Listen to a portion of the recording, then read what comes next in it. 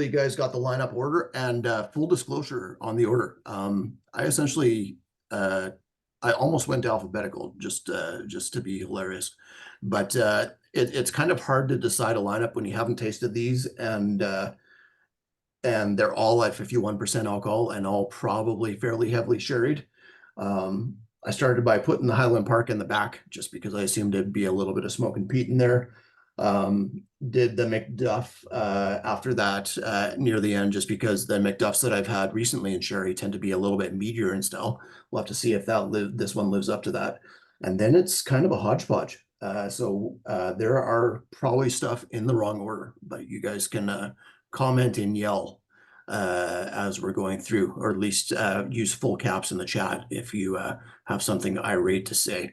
But let's dive in right with the Signatory Exceptional Aultmore. So this is one of the two older bottlings in the lineup. This is from 2007, part of their exceptional range, still at 57.1% alcohol, which is 57% alcohol, which is the 100 British proof in this case. And I'm looking forward to trying these for the first time.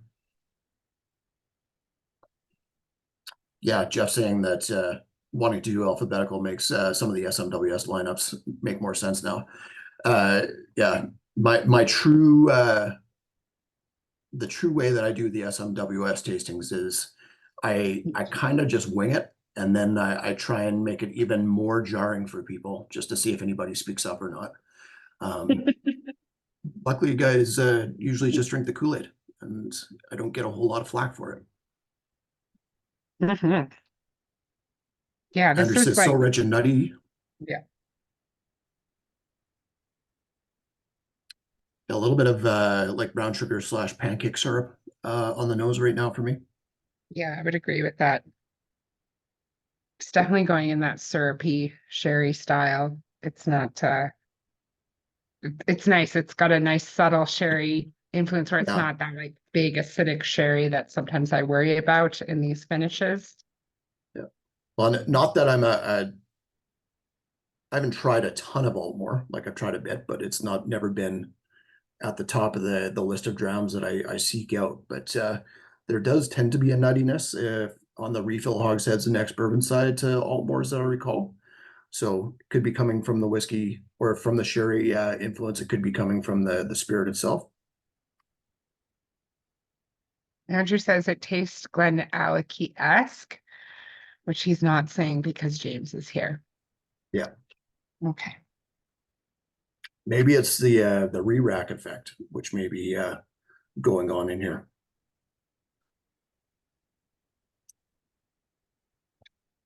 There's a tiny fly trying to drink my scotch, Yeah, and I'm not going to get it. I've tried for the last 45 yeah, minutes. I'm going to keep trying. yeah. I was saying to Harmony before the tasting, we're gonna be able to tell where the fly is in the room because every now and then on her mic we'll just hear this as it goes by. I don't know Well, if that's the Altmore is. I don't know what to say about it. Like this kind of is a good start, and it's what I was hoping the lineup would have, which is big, bold sherry, but not overwhelming the spirit side of things. There's still some Mhm. bits of stone fruits coming through there, which are really nice.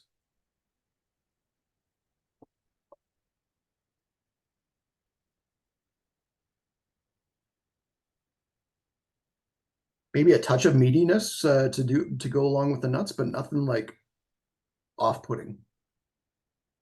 Yeah, I would say it's definitely just more of those brown sugar, kind of sweet, chewy nuts, like toasted nut notes. It doesn't go in anywhere near that balsamic meatiness for me. Hmm. Yeah, agreed. But it Well, has some let's nice jammy notes. yeah, it's definitely going to be worth keeping some in your glass as we go along. I think everybody does that at this point, but just want to reiterate that just because we're trying 7 drams done in a very similar style at a very similar proof. We're probably going to be looking at the nuances between the bunches. It's not going to be vast swings in style or I don't think it will be at this point. Maybe it will. Let's go on to the 100 proof Miltonduff from 2011. And Andrew, did you want to take a few now and just do your quick signatory run through? Sure, before I get distracted and don't hear you make the request. Yeah, so I actually just wrote an article about Signatory, established in 1988 by Andrew Symington and his brother Brian. Andrew Symington fell in love with cast strength whiskey working for Preston Field House Hotel in Edinburgh, which, unless you have deep pockets and wear ascots, you've probably never stayed at. And the idea behind Signatory in the name was that he wanted a celebrity to sign every bottle, but that proved harder to achieve than he thought. So they gave up on that concept, but continued bottling independently. I believe his first cask was a 1968 Glenlivet, starting off with something kind of cool. 92, they moved to a bigger facility with a bottling hall. 97, he bought his brother out. 2002, they bought Edward, which I think was the game-changing moment, because not only did it give him production, but it also gave him land on which he could build warehousing. And having been to Edward, and Evan, you were with me there, weren't you? Like, yeah, they've built this incredible warehousing that snakes up the river, the creek behind the distillery, so you can't see it, but there's a lot of it, and it's filled with, and I think this is the magic behind Signatory. Symington buys parcels of casks. He doesn't just buy one or two or five. He buys like 20 or 40 or 50 and then sits on them until they're ready to drink. And those older bottlings, the Bunnahabhens that you showed earlier, especially the 78s and the other one is like a 72 or 73. Those are things that I bet he bought in the 1990s and has been sitting on for decades waiting to bottle. So it's not Gordon MacPhail, but to me, Signatory is the second tier. If Gordon MacPhail's by themselves in top tier, Signatory's in the second tier with maybe a handful of other companies that have deep stocks, have the flexibility to bottle when they want. And when it comes time to bottle, Andrew Symington's the guy driving the forklift that puts the cask on the machine to dump it because he doesn't want visitors to Edward anymore. He just wants to make whiskey and bottle it. That's right. And that's all I'm going to say about that. Yeah. Yeah, it's a really cool distillery if you get to a chance to go. For years and years and years before I was there in 2019, it was always to me the distillery that was best at making brand ambassadors by just having people come and visit their quaint little distillery back when they were known as the smallest distillery in Scotland. It was the one where people would come back to Kensington Wine Market or this other shop I worked at before that and just say, do you guys have any Edward Hour? I went to the distillery that's amazing and so on and so forth. And at the time, Edward Hour was, in my opinion, just a so-so whiskey. If you go back about 10 years or so, and fairly inconsistent, bottled at 40% alcohol for the regular Edward Hour 10 and not knocking the socks off the way their Edward Hour and Balakan bottlings are now. Signatory has always been excellent, but it's been really cool to see this sort of amped up sherry sell that again only Signatory and Gordon MacPhail seem to be pulling off consistently right now. Having 7 different drams at 57.1% alcohol that are relatively affordable and have some big sherry influence is pretty impressive. How is this Miltonduff so far for you, Harmony? It's leaning more sherry to me, like it has a little Yeah. bit of that musty funk of that fortified wine. Yep. There's no mistaking it feels like a fresh cask. Yeah, big time.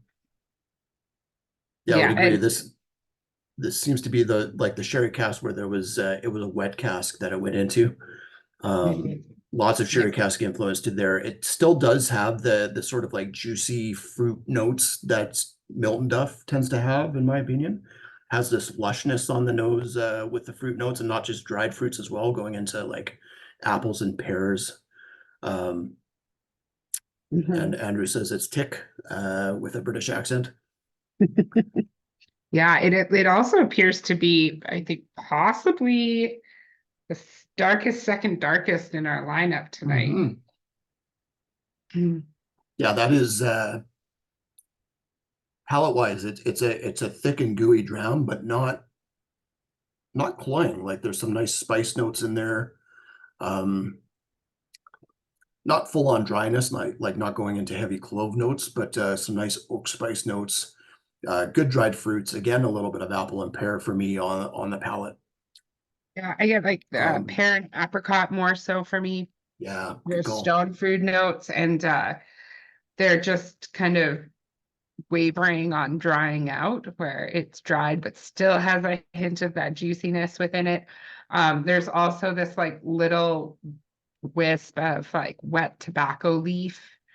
Ooh, good call. Like almost like a fresh pack of cigarettes where it's kind of smells like raisins.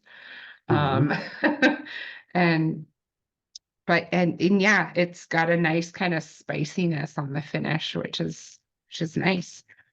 Yeah, almost goes into like not winey territory, but like a mulled wine territory where it's Yeah. a combination of mulled cherry and apple cider together. Yeah, it's really interesting. Mm. Um, I It's find it tasty stuff. definitely has more flavor exuding from it than the first one, and Agreed. it's considerably younger. I don't, I mean, maybe that's the sherry in itself, but it even feels more like a Scotch whiskey Yeah. than the first one did. Well, and Andrew, I think mentioned value in the tasting name on this one, and considering this is $118, like, that's a pretty damn good price.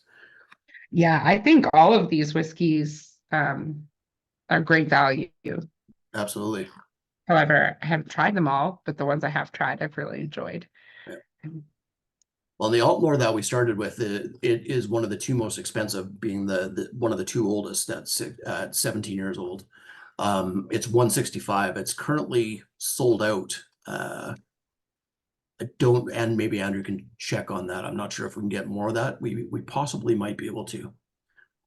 Jeff saying $10 a year for a sherry cask high ABV whiskey. Does that happen anymore? Yeah, how rare is that, eh? And from Evan, which one were a you producer asking that you if we can, could get any more? sorry, Which one were you asking if we could get any more? the Signatory Exceptional Aultmore is currently showing as out of stock on the website. All right, I'll dig into it and let you know. Cool. Thanks, man. But yeah, the value proposition on this can't really be overstated. And given Signatory tends to be pretty consistent with their sherry casks as well. It's pretty cool to see. Let's leave the Miltonduff, go on to the one that I was most excited to taste, and then I took what was the short pour tasting kit and only got like just a bare smidge of the 100 proof Mannochmore. Oh, a smidge Sadly, is generous. You maybe got like yeah, 10 drops. yeah, I apologize. I should have split it. it's all But the good. nose on this is like extremely bright yellow, like kiwi melons, and like to me, it's like a much Yeah, vibrant. yeah, the kiwi I can totally see, and it's almost like kiwi and maybe even some fresh lime in there, Yeah. but like with a layer of varnish over top of it. What kind of garnish? No, varnish. Oh, Polish. varnish. I thought you said a Yeah, garnish. I was like, all right, let's talk it out. yeah. But yeah, If it's garnish, I'm going to say Italian parsley. I'll just go with that. Something herbaceous. yeah, I could see that little bit of varnish polish in there. Mhm. Oh man. So definitely not as thick and rich on the palate as the Miltonduff. But Spicier. spicier, still super juicy, which is sort of like Mannochmore's MO, in my opinion. A touch of waxiness, still get a little bit of that polish note without it being over the top. Mm-hmm. Maybe going into like more of a linseed oil note on there, but Yeah. slight nuttiness and into like even into like a pumpkin seed note on the finish there for me. Cool. That's a cool dram. Mm-hmm. Yeah, it's got a nice balance of like the fruit and at the beginning, nice mid palate, and then you get this really long, like I don't want to say it's dry because it's not, because I really am Yep. salivating and it has a really long finish, but it does definitely shares the oak more in this. The cask influence seems less and the oak vessel itself seems to just take over. Chris Walker has given us the SMWS name for the bottle, Pumpkin Spice Pledge Furniture Polish. That is a good call, Chris. It does go into those pumpkin spice notes.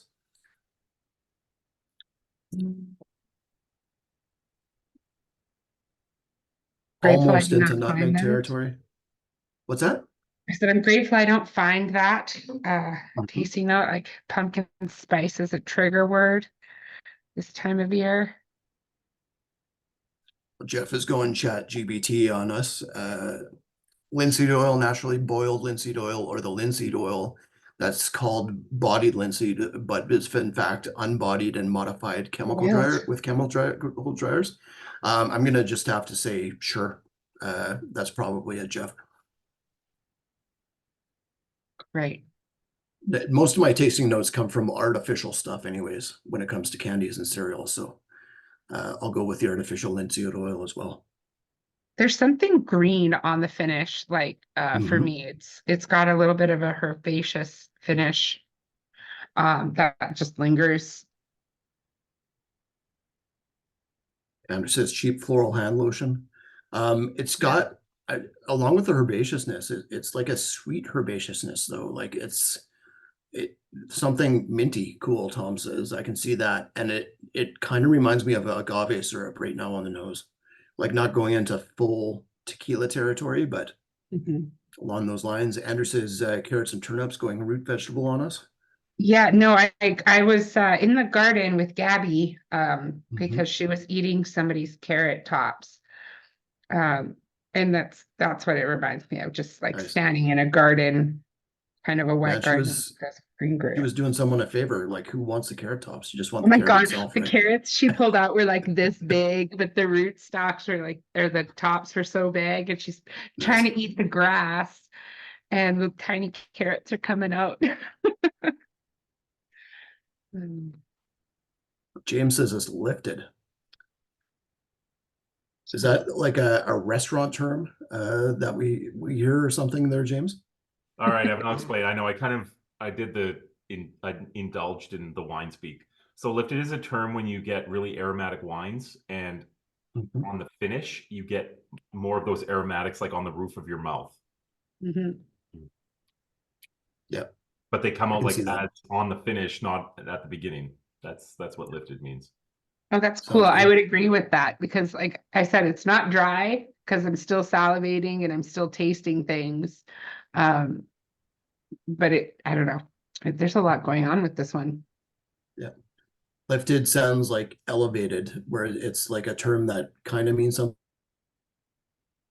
It's what wine people pull out when they're high and they're tasting wine. Sounds like something. Sounds like something my 17-year-old stepdaughter would say. I think James is suggesting we should decolonize that term from wine and be able to use it in whiskey. That's right. That's what I heard.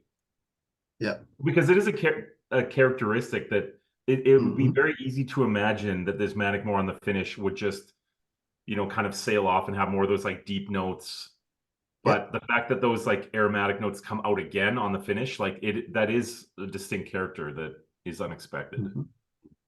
So James, from the Mannochmore that you've had in the past, would you say that's a characteristic of the distillery, or just maybe singular to this sherry bottle? I would have expected Mannochmore with this much sherry influence to have been a little bit swallowed up. So the fact that that aromatic quality is sticking out is like a big positive.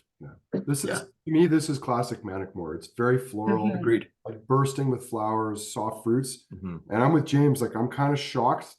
I think the nose is okay, and the cheap lotion note undersells it. The palate on this is great. It's big for me, like it's really tangy, but I love that those floral tones are still shining through, and that as big as the sherry is, it's not running roughshod over it.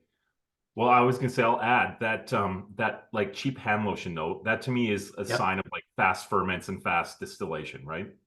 Mhm. That's like industrial distillation. Which probably is what Well, happens. that'd be But Mannochmore's yeah, MO which for is sure. totally what Yep. Mannochmore is all about, right? Yep. But the sherry kind of has like almost like given it a pat on the butt and like supported that and kind of like Mhm. not hung it out to dry. So yeah, it's a really good integration of the sherry here. Before I forget to Yeah. say this, and Evan will turn this back to you guys and not appear again Yep. until close to the end. But it does raise the question, like, are these maturations or finishes, or if they're finishes, Mhm. have they been finished long enough that it doesn't really matter anymore? Like, it's Yeah. kind of a good point because they don't. Yeah. First one tasted very American oak, but clearly sherry. But that could be American oak sherry as much as a finish. Mhm. But I've got theories on that. Over to you guys. I'm muting. Yeah. I was kind of wondering that too, and I think there's probably a combination happening. I think there's definitely like that Aultmore to me seemed not just second fill, but likely re-racked. And maybe that's where that you were going with the Glenallachie effect there.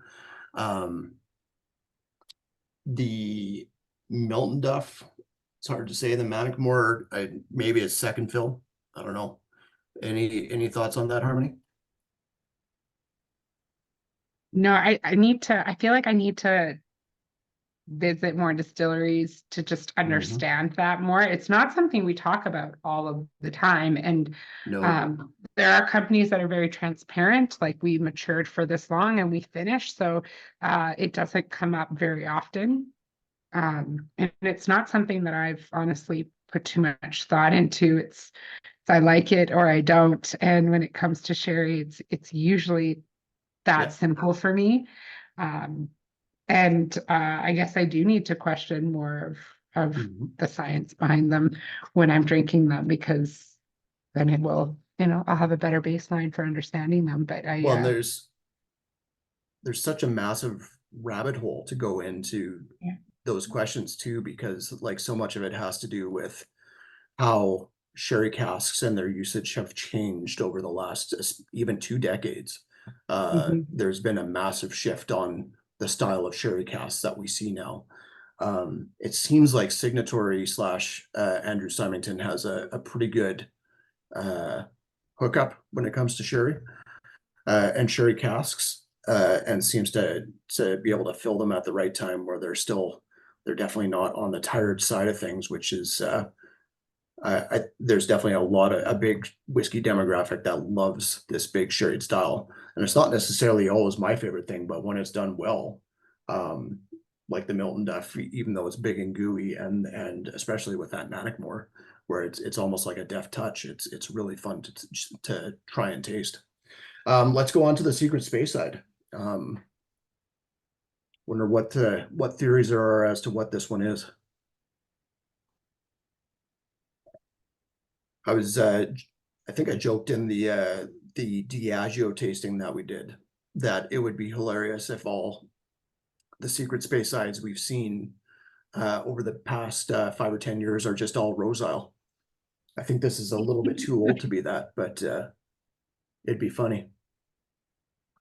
Yeah, probably also disappointing for Rose Isle itself. Yeah.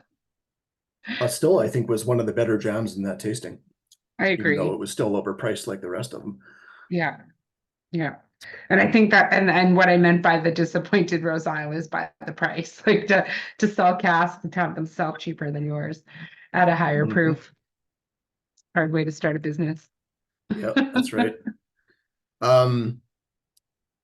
Little bit of like a chocolate orange note on this one on the nose, even into tangerine. Faintly, yeah, yeah.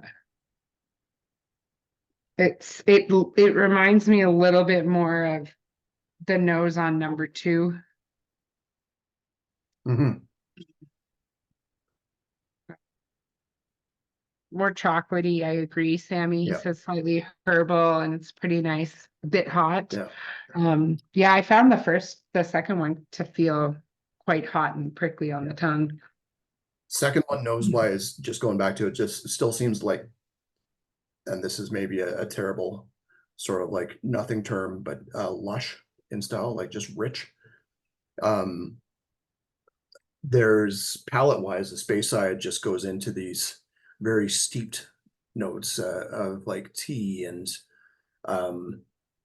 like it's got concentration, but it's not hitting you over the head with the concentration of everything.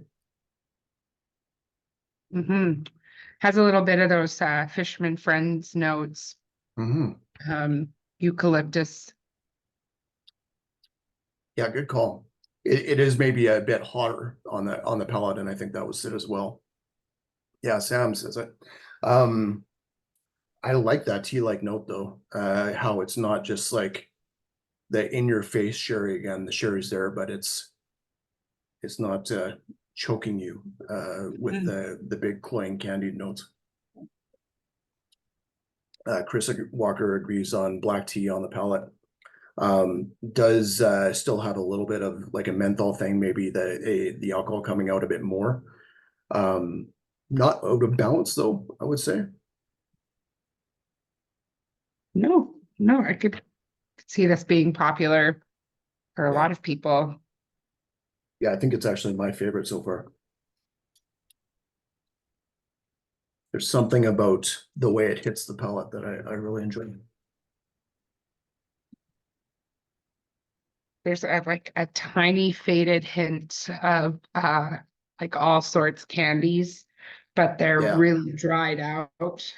And the smell I was is thinking like just dampened. a touch of black licorice on the back end there for sure for me. Yeah. Just a touch of nail polish remover on there too on the nose. I was gonna say there's like a plastic wrap type seal, like a little bit of plastic saran and wrap. just a touch of glue, like you got something really glued on plastic. Anyways. Yeah, almost into like there's a slight touch of you just walk by the hairdresser where somebody's getting a perm territory.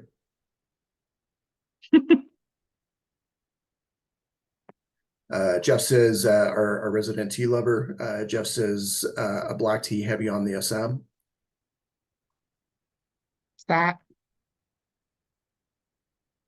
It's a type of tea. Jeff will chime in here, I'm sure. Jeff, you need Andrew to send me says, your tea book. Andrew says a little whiff of John and George. I was wondering if that tea-like note made me think, and even the orange note up front made me think Glenfarclas. Chris says maybe Paul and Ringo in there as well. It does almost like probably not as smoky, but it does have the whiff of George's suit jacket on there. Maybe a little bit of spilled Guinness in there as well.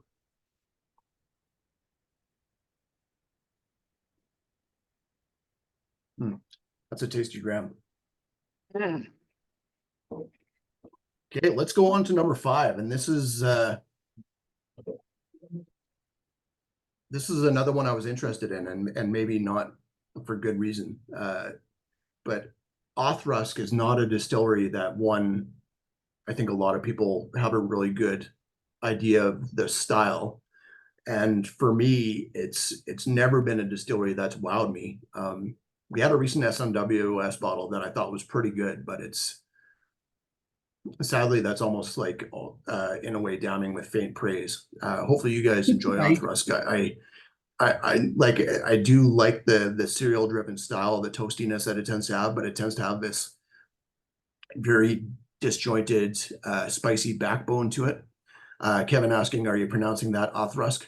Yep, I am. It's like it's a Star Wars character of some sort, I think is how you're supposed to pronounce it. I did used to call it Auchroisk, and then I heard Kurt actually call it Auchroisk all the time, so I've just assumed he was correct in that.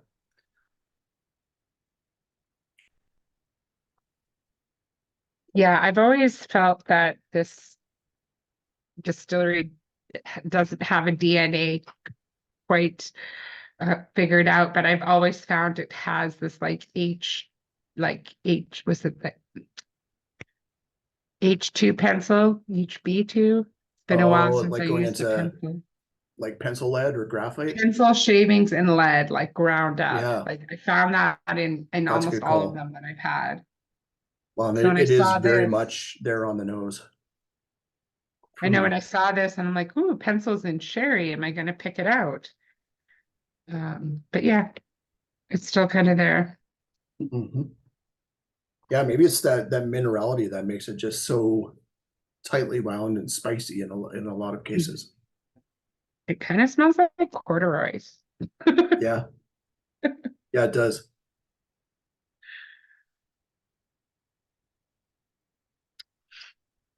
Yeah, still get a lot of the cereal notes on there as well. A little bit chocolatey, but more into like this dark chocolate territory.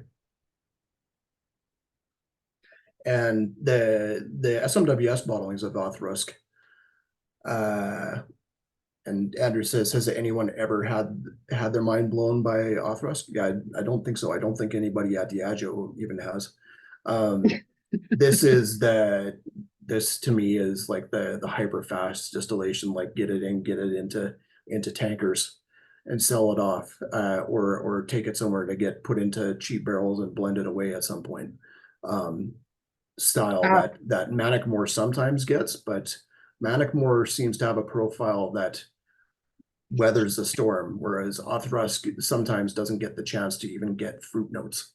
It's just all like gristy and grainy and chocolatey and spicy and pencily. I live in a small apartment now, and I have to try to break down my compost and recycling most as efficiently as I can. And so when I get egg crates, I get them wet, and then you can squish them into a tiny ball, squeeze out the water, and throw them in your compost. And Nice. this smells like wet egg cartons to me. Nice. And a That's slight a bit tasting of, note that's gonna sell some bottles right there. yeah, I mean, maybe. It also has like a tiny bit of like mezcal or like raicilla. It's kind of got a cheesy funk to it at the same Yeah. time. You know, distillery wise, what it's reminding me of profile style right now is Inchgour, where again, another distillery that has this sort of minerality, sort of like almost into smoky territory backbone on a lot of their stuff. Yeah, it's going into these roasted malt notes right now on the nose for me. Andrew says it's tastes like a bean bourbon matured to pappy age, then finished in cherry. I like it. Well, we might be able to sell this bottle to some bourbon drinkers then. We might Mhm. reach a new market. But it also, it's like a burnt corn cob that you threw in the Yeah. fire. Well, and it's almost going into like uh roasted coffee that's gone into the overly roasted Starbucks style of beans, where it's just like all the oils and stuff have been brought to the outside, and just like the bean itself is essentially charcoal at this point. Yeah, like just burnt, Mhm. undrinkable, burnt Maybe coffee. this is why there was not a Auchroisk Diageo special release recently. Perhaps. Yeah. I mean, it's not lacking flavor. It just doesn't have any of the Yeah, flavor notes that I like. yeah. It's kind of like just a skeleton of a whiskey. Like it's just all structure and no flesh to it for me.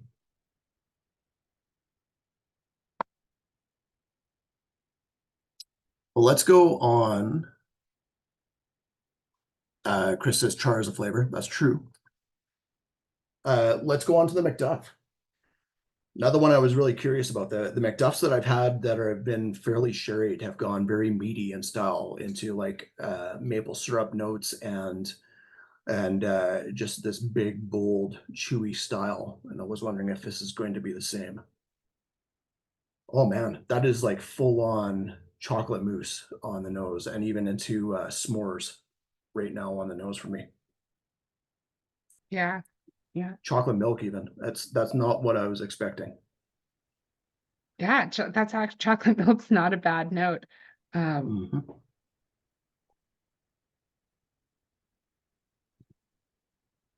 That is like chocolate milk Neapolitan ice cream. Like maybe just you try to miss the strawberry and just get the chocolate and vanilla, as my daughter does. But you got a bit of strawberry in there anyways. Yeah. My mom would always buy the Neapolitan because we would get whatever we wanted out of it. Some people like Yeah. the strawberry and I just like the chocolate. Actually, I Yeah, like mixing it all together into like a big soft mush. Then I Yep. would eat it. That is the way. Yeah. I've tried to institute a rule with my kids that you can't just pick a flavor with Neapolitan. It's all or nothing.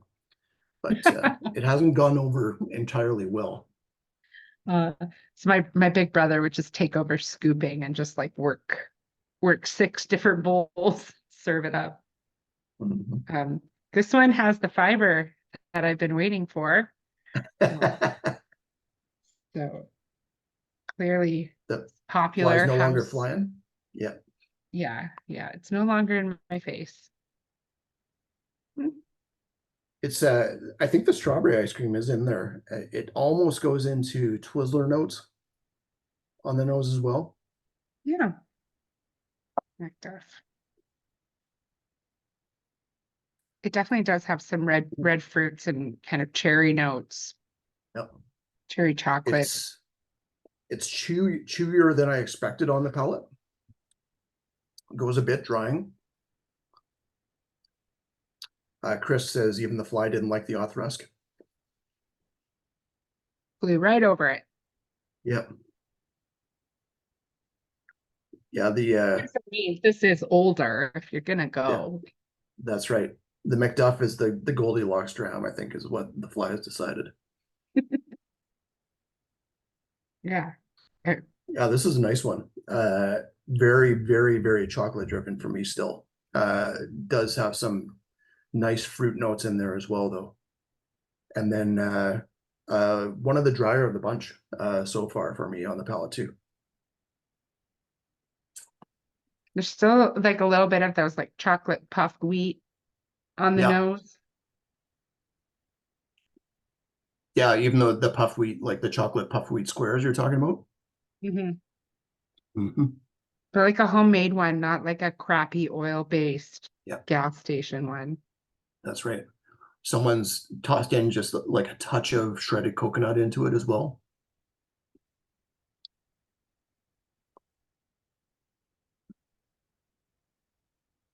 Kevin says, I think the Macduff is my favorite so far. Yeah, it's a cool one. It's good. You're just saying that because the fly liked it. Yeah. The fly's not wrong. People will probably vote with the fly at the end of the tasting. Yeah. Yeah, you might have to update your poll, Evan. That's right. Well, actually, who knows? Because there's also some fiber in my Secret Orkney. So wow. At least I'm clearing up my fly problem. That's right.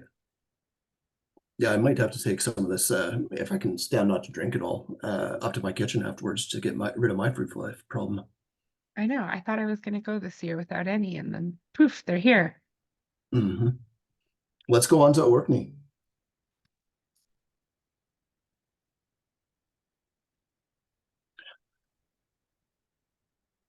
What a good way to go.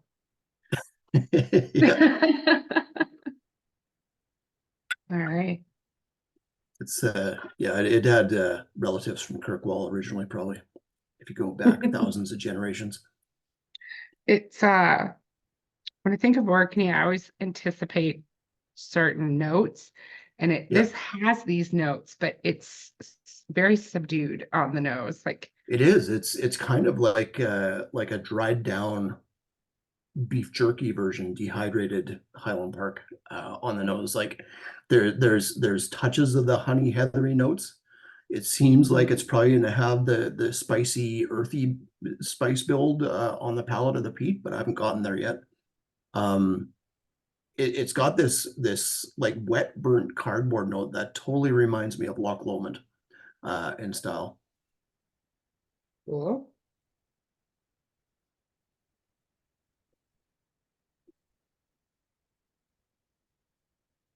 I just looked up the web description. We don't have any tasting notes on it, so we should probably write some of this down. Yeah. But it says first fill Oloroso sherry butts and bourbon hogshead, bottled after 14 years. I like this. Yeah, this is almost a version of the Auchroisk done well, in my opinion. Like there's a little bit of the heathery note in there. It's still not like crazy fruity, but there's more to it. Like the peat gives it a bit more dimension, a bit more roundness, and I like that earthiness that it has in there. It's pretty neat stuff. It's definitely like I agree with you, Jeff. It's woody. Yeah. And it's not showing those casks the way that the others did. Like it's not sherry dominated. But I wonder if maybe Andrew or James have some theories as to whether this would be floor maltings Highland Park or the sourced barley Highland Park. Canada exclusive. We're unmuted. I just heard my name. Yeah. So James and I were talking about this. On the nose, it doesn't smell like Highland Park. Yeah. On the palate, it's fucking Highland Park. It's gorgeous, oily, gentle peat. Little tropical. It's a little tropical. Man, this is a gorgeous whiskey. It kind of like, again, it's taking bits and pieces of Highland Park without taking it all. Stylistically, it reminds me a little bit of like a very sherried version of the old Orkney 19 from Whiskey Sponge. It is like some of those Orkney Sponge, old Orkney bottlings, 100%. That's a good call. It's just lovely. I mean, and I think for me, when Highland Park's good, I don't really care if it's true, like 100% true to the style. It's just good whiskey. Yeah, I just want it to be good. Yep. And what I hate about the OBs is that they've just been very underwhelming for a long time and so heavily focused on this over-the-top sherry that they're missing everything else, which I know some people are excited about a certain Isla distillery coming out with a sherry cask range. I'm not, because I'm just worried that that's going to be like Highland Park, Viking iconography part 2, where they bastardize the brand just because they know people want sherry. Yeah. It's heartbreaking. Prove me wrong, unnamed distillery in the middle of the island. Prove me wrong. Yeah. Anyway, Evan, I don't think I answered your question at all, but no, that's all good. I do agree. I think the palate is where it's at on this. The nose again is very like peated Loch Lomond-esque, like really reminds me of like going into Croft and Gaya territory, where it's got that like woody, cardboardy smokiness to it. But the palate is neat. So the palate, and Evan, to your point about floor maltings, there has to be some floor maltings in this because the only peat that ever gets introduced into Highland Park is from the floor maltings. So they bring in unmalted or unpeated barley from the mainland and they marry it with the peated malt they run through their own floor maltings there. So from my understanding. But I just want to say, like, I think this is one of the things that's frustrated me the most over the last 10 years is that Highland Park produces one of the best spirits in the world, and somehow Edrington manages to fuck that up. So, but thankfully, we have Signatory, Golden MacPhail, Gordon MacPhail, and others. Yeah, like Scotch Malt Whiskey Society. Naked cask bottlings of it. Because as sherry as this is, it's still very balanced and it's not over the top. It is. Well, while you guys are unmuted, why don't we go back and do our lightning round before we trigger the vote here? Ready. All right. Okay, so back to the Aultmore. How's it holding up? Still bourbon sherry. So more candied. It's got that powder like the stick in a fun dip. Ooh. Yeah. pralines as well for me. Beaver It tails. also has that like chemical whipped Mhm. cream or like whipped cream from the jar, but or from the can, but it's melted. It's not like fun and fluffy. Yeah. Nice profile there, Walter. He's disappointed because he didn't find a pig's ear in the chair that he often hides pig's ears in. Because he ate it. Where did he bury this one then? No, he only temporarily buries them and then he eats them and then he forgets that he's eaten them and then he goes looking for them. So I feel that pain. I know that I've done that with snacks too. Maybe not intentionally buried them in the couch, but there's potato chips and cheese that end up down the side. That's for sure. oh man, this is so Eatmore-y, the Miltonduff. It's gotten more caramelized. I will say the nose on the first, I know we're past the Aultmore already, but it does smell better the second time. Yeah, This shit Same. feels- And Yeah, I think it's- the Miltonduff is more soapy and like potpourri like now. it's overcooked. It does go into this like lavender-esque, like Calgon Take Me Away territory on the. Yeah, the nose to me Evan, do you tastes. put your children in the tub with Calgon?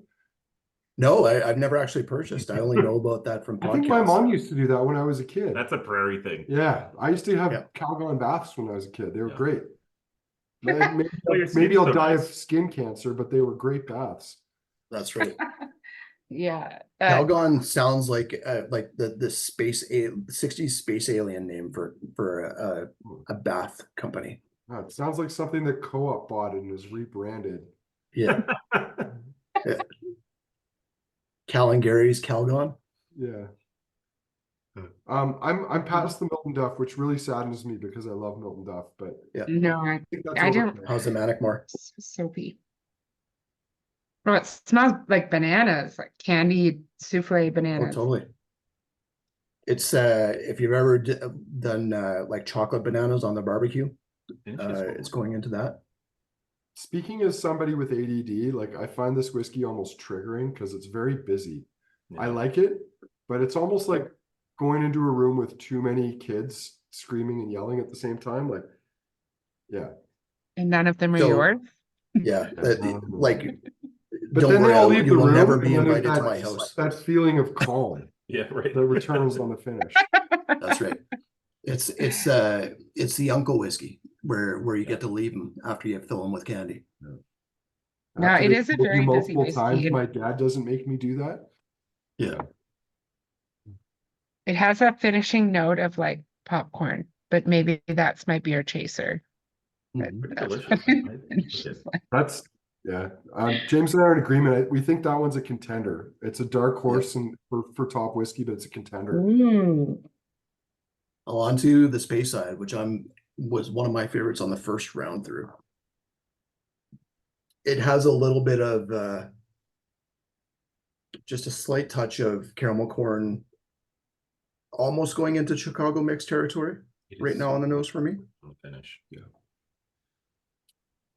This doesn't really mean anything, but it kind of, George would always tell stories about his trips to New Orleans, and it kind of, the nose makes me just think of that for some reason.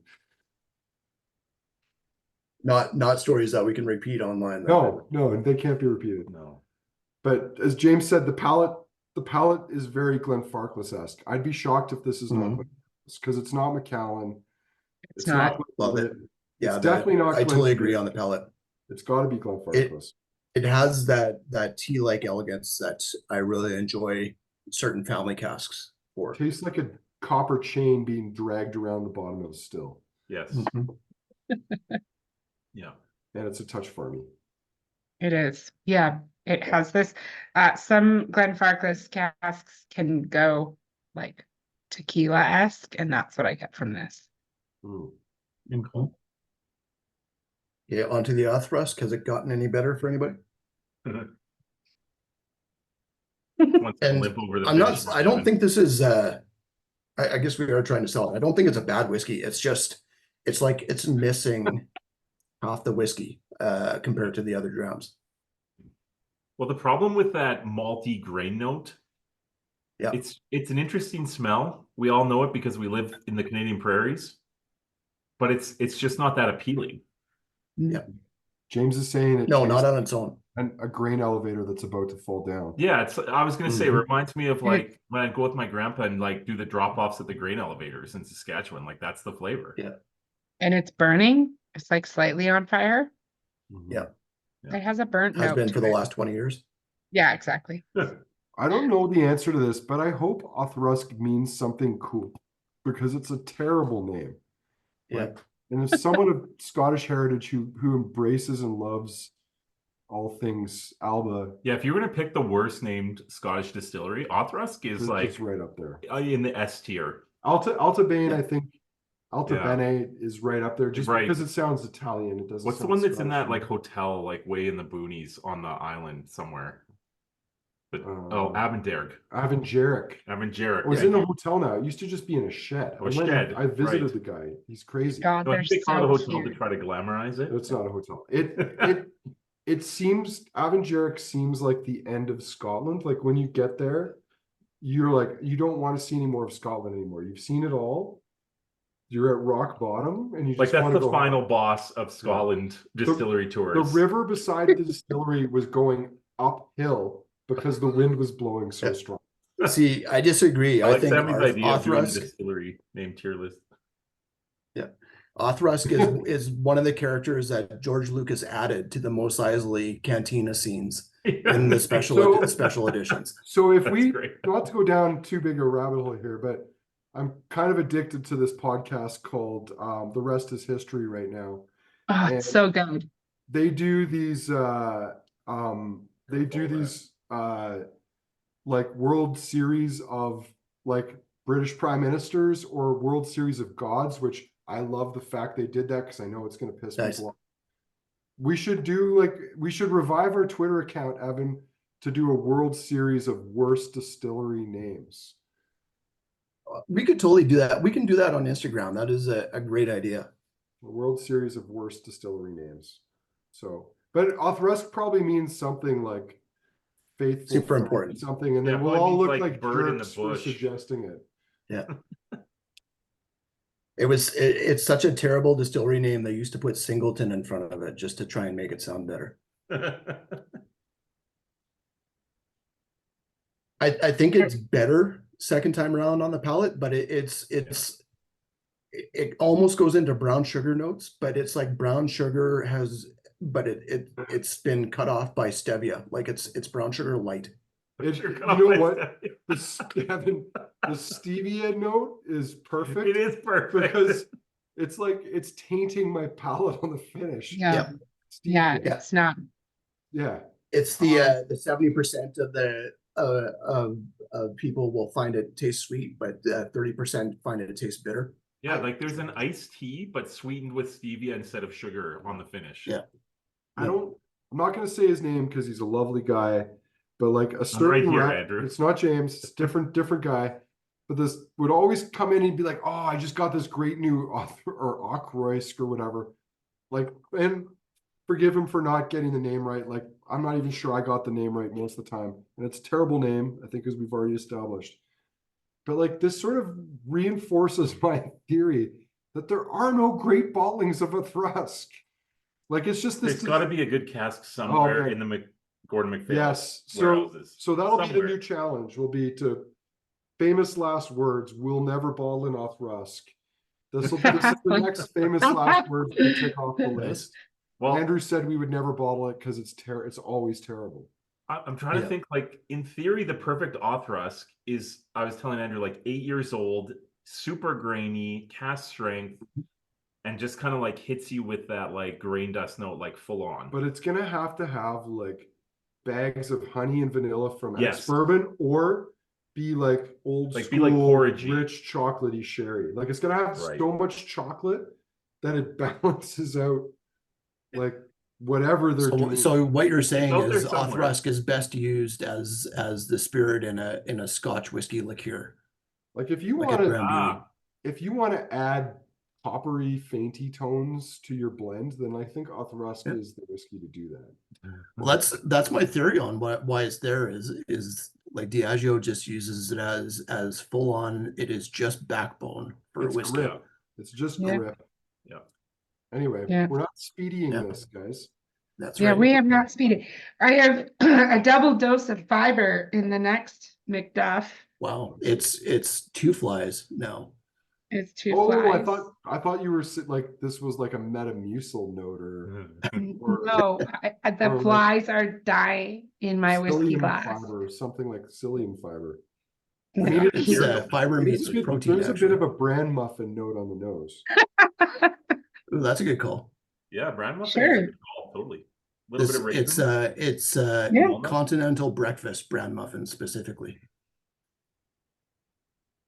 Yeah, like the ones that like my wife steals to like have for lunch when we're at the like inexpensive hotels. That's right. But I mean, When a she's quality not brand sitting in muffin the Is that on the internet now? it might be, yeah. But it's not stealing so much as like taking things that are left out for people to take. Maybe Yeah. Right. Well, if you No, put she enough sits butter in on a those things, different they're chair. butter makes everything better. right. And kind of like this whiskey, it does have Yeah. a buttery quality. Oh, now that you're Yep. saying that, I'm just thinking about banana bread. This club I belong to makes a great banana bread, but it needs butter. And you put a nice, like thin layer, like a couple mils of butter over the entire thing. It's brilliant. It's just It's brilliant. kind of playing into my continental breakfast idea because it also has just like a slight bit of the this is the pancake batter that isn't really pancake batter that we're going to Yeah. run through the machine to make you pretend pancakes. This is great. This is a great whiskey. I'm gonna have to make sure Devin knows about this one because he's like, or Harmony, maybe you should message him. He loves He'll be there on Macduff. Thursday. Yeah, he'll be there on Thursday. So does Sean Friday. Kincaid. Who am I messaging? Sorry. Devin. Oh, Or Yeah, no, that's I this quite like that different one. That is not the big jammy sort of like PX Macduff that I was expecting. Well, I mean, Macduff in the tier of distilleries, names aside, is only marginally ahead of Auchroisk in my pantheon. But like this is a great bottling of it. And I think part of that, Evan, is like we've had a lot of really overly meaty, really austere, like Brunello without fruit. Right. Like Macduffs, and they're not fun. Like they're kind of hard to drink. Yeah, this is very fun This to is drink. very fun to drink. Well, my take is that this entire Signatory 100 proof series, this is what they're going for, is this whiskey. Like it's just fun, it's easy. It just like rolls off your palate like so effortlessly. yeah. It's amazing that we have like 7 signatory whiskeys given the pricing that they're at that are this sherried. It is just crazy. Jeff dropped I don't know if anyone saw this, the perfect Auchroisk is the one that's sold at the liquor store you don't shop at. Amazing. That's harsh. That's shade. That's a lot of shade. That's the most reactions I've ever seen on a Kensington Wine Market post in the chat, which is saying something. Yeah. Auchroisk means shallow ford across the red stream in Gaelic. Somehow that's disappointing. Why is the stream red? Yeah. Massacre. What makes it a shallow ford too? Like, is a shallow ford a convertible where it doesn't have a roof? Or well, that would be a shallow ford. Right. But man, that's not cool enough to justify how terrible that name sounds. It's just not. Anyway, that'll be a future thing we do, probably. I mean, it's a great idea. Whether we ever act on it, time will tell. Yeah, I think doing the playoff, the bracket version, maybe it's our final 4 terrible Scottish or terrible world distilleries names. Maybe we start it with Scotland. It's great. He always does that stuff. Just enjoying Chris, like Chris puts a lot of like he throws a lot of balls out there, and every once in a while one of them's a home run. You know what? That's all that matters. That's baseball in the modern age. It is. It's volume. Take big swings. Yeah, it's volume. Anyway, where are we? Highland Park. On to Orkney. Secret Orkney. The Scapa. Yeah, totally Scapa.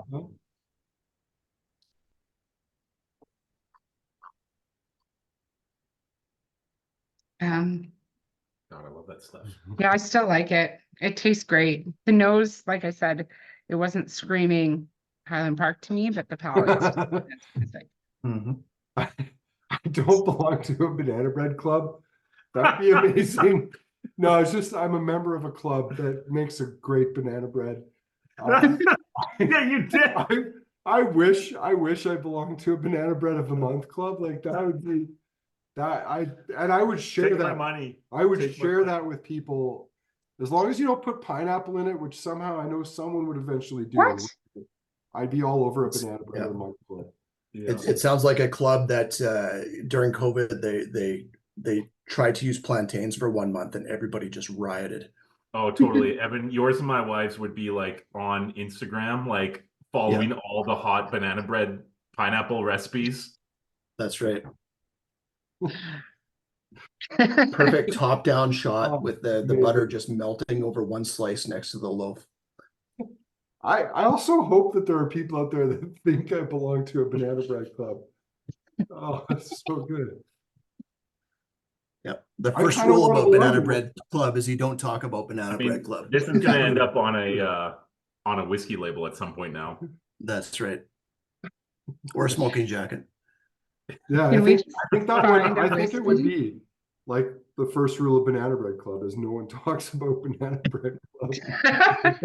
Evan, that's yeah. This that's- sounds like a Bob's Oh. Burger episode. That's right.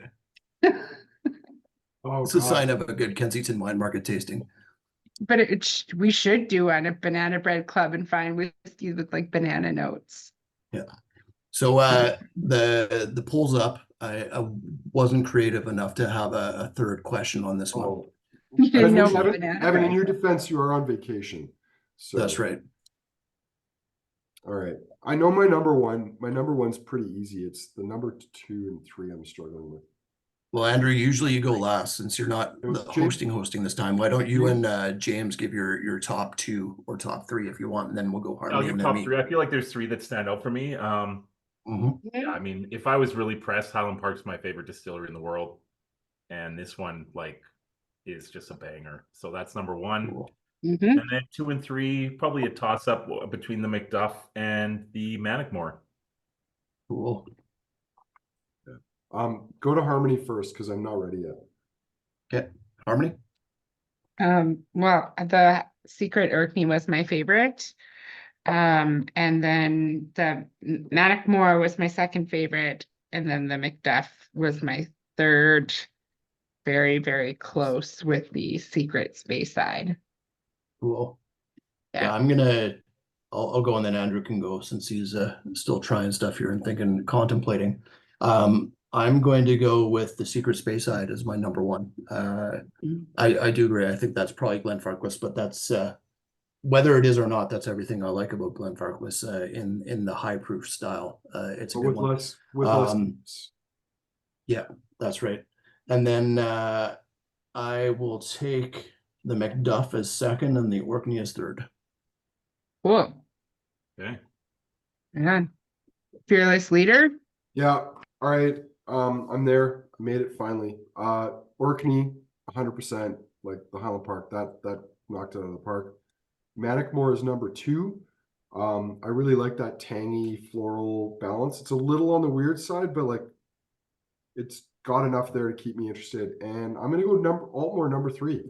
Cool. I like the Macduff, but it's still just a little too Macduff for my taste. So it needs to do less, in the words of a famous surfing coach. So what was it about the Aultmore? Just out of curiosity, not saying it's a bad dram, but what jumped out at it for you? That's a long finish. Yeah, I just think it's like it's easy drinking. Yeah. It evokes like images of sharks battling oil tankers with cargo containers on it. Yeah, I don't know. I mean, it's just, I think to me, it's in some ways the most honest of all the whiskeys in the lineup tonight, because it's nothing more than it is. Some of these, like, I know this sounds really dumb, but like some of them feel like they're trying too hard. And then maybe in the case of the Macduff. Yeah, and then maybe in the case of the Auchroisk, Definitely the Miltonduff. never trying hard enough, which makes it It's an like a very underachiever. Yeah. fine line. But it's kind of I for whatever reason I like it. Mhm. So, Well, we got 18 out of 18 people participating in the poll this time around. For Wow. first favorite, the Aultmore received 0 votes. So did the Auchroisk. okay. But the Aultmore did get it tied for the second most votes on the second for Never mind, second I favorite. laughed way too soon. Look at that. Yeah. First favorite was a tie between the Macduff and the Orkney. Man, the Macduff was the favorite overall. It looks like it won the second favorite round as well.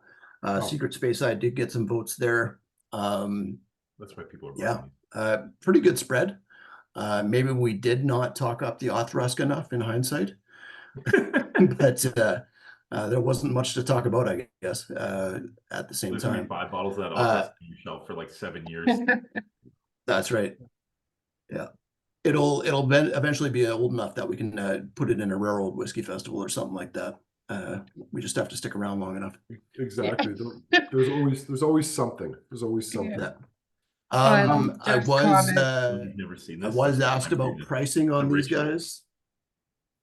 What's that? The link to all of the bottles in the tasting tonight is right there for you guys. And the pricing's actually easy because just about everything is $117.99 per bottle, except for the Auchroisk and the Macduff, which are the Aultmore and the Macduff, which are the two Yeah. older bottlings in the lineup. Those are $165, Yeah. being 16 and 17 years old, but everything else is $117.99.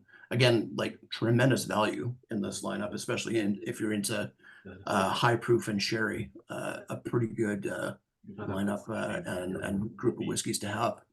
Well, I think one thing, just to double down on that, Evan, is to kind of highlight, and I mean, I'm glad we did this tasting. Like we only brought in, I think, 1 or 2 cases of most of these whiskeys because we'd never tried any of them before. It was a new range. But man, as a range, even like I'll even say even that Auchroisk for $118 is not a terrible Yep. ball. It's not Absolutely. my taste. It's a little bit busy and weird, but this whole range is great value. And I think it kind of illustrates the fact that there are companies out there who have continued to offer good value. And I think this is even a step up on what they were doing with their non-chill filtered 46% range.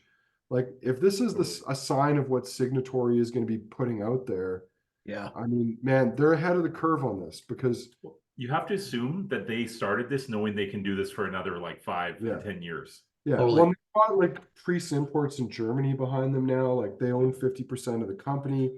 Yeah, I agree. Keep them coming. So, Yep. if anything, like at least these will put to shame a lot of the other bottlings out there, and it'll, force other companies to say, why are we charging twice as much as this? Because the market price is not going to bear it. So, well, yeah, I totally agree. It is a good sign and a great idea because they're not messing around with their, albeit cool, like regular Signatory vintage bottlings. I think just putting it in the sort of plain Jane bottle style is the way to go for this lineup. I agree. Sorry, Harmony? You're good. Evan, did we even talk about the whole 100 British proof thing, or did you even address that before we were just quickly, but if you want to talk about it, go for it. I'll do this because I remember this because I remember it was about 2 years ago. We had a bottling in, and Harmony came to me and she's like, I don't get this. It says it's 100 proof, but the alcohol is like, the number's too high. I'm like, what are you talking about? Like proof is double the alcohol. And I think like Harmony had not seen that before because it's not something the Scotch industry has really done much with in the last decade. But this whole idea of British proof was 100 British proof was the level or the strength the alcohol had to be so that if you mixed it with gunpowder and lit a match, it would explode as opposed to light on fire. And it was a way of testing the alcohol. The whole point of the word proof comes from proving the strength. And it's because historically a lot of dishonest Scottish businessmen watered the whiskey down to make more money, and proving it was a way of proving that it was actually of strength and that you were selling the real deal to people. And so I think it's a cool range. Like Springbank used to have the 10-year-old Springbank 100 proof. I wish they still did. Well, actually, I just wish they made enough whiskey to satisfy demand, let alone, I'm not going to ask for them to bring back a product I loved, but I love it when brands do stuff like this and they acknowledge the history of the industry and significant things. And that's why all of these are bottled at 57.1%, because I believe 100 British proof is somewhere between 57 and 57.1%. Yes, exactly. So why is the proof in the pudding then? Well, Like, was that what they were, did they call it like a gunpowder pudding or something when they were mixing it all together? I thought you were making a joke there. I actually didn't don't know say- the answer to that. Proofs in the Let me pudding when talk they about add that. too much gunpowder and it ends up in your pudding. Proof is in theory of the pudding. I hate when that happens. You shortened it. Oh boy. Well, I bet you that podcast, The Rest is History, talks about that somewhere. The proof that's got to come up. Sounds in good. somewhere, Well, so. I gotta find the gods face off that you were talking about. That sounds like a fun episode. Yeah, yeah. I'm only halfway through that one so far, but I'm excited to go further. Anyway, I think we've gone as far as one can Yeah. go on tonight's range. But Evan, it's your Absolutely. show, so I'll let you rest is- sign Yeah. off. Well, Board. thank you to Harmony. I just Yeah. subscribed. Nice. Thank you to Harmony for co-hosting with this with me. Thank you to Andrew for joining in, and James, always good to have you on board. Again, thank you for your heresy and not supporting The your own first brands all episode, the it's time. history's greatest beards. Yeah. How can I go Nice.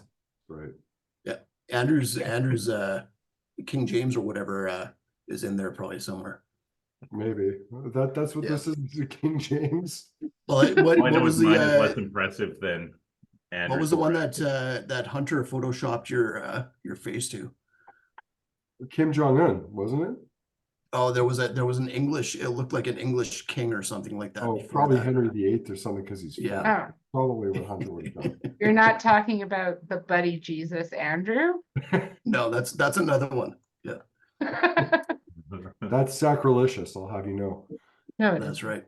All right. Okay, well, thank you everybody for joining us on our tasting and our relative insanity. Hopefully we'll see you again at another tasting, if not at the Whiskey Festival on the weekend. Cheers, guys. Thanks, Evan. Thanks, everybody.